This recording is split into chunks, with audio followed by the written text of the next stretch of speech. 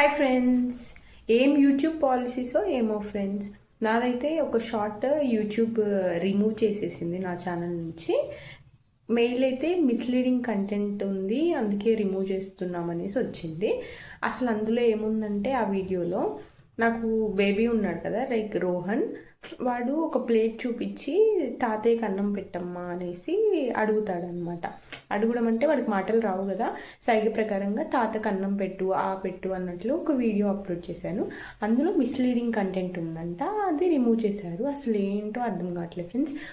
చాలామంది అసలు inappropriate videos, అసలు అన్నెసరీ కంటెంట్ పెడితేనేమో యూట్యూబ్ ఎంకరేజ్ చేసి ఫుల్ లైక్స్ వ్యూస్ వస్తాయి.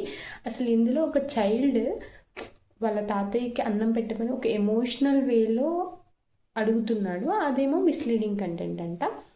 ఏమో ఫ్రెండ్స్, మీకు ఎప్పుడైనా అలా జరిగిందా మీ ఛానల్లో? కమెంట్ చేసేయండి. Bye friends.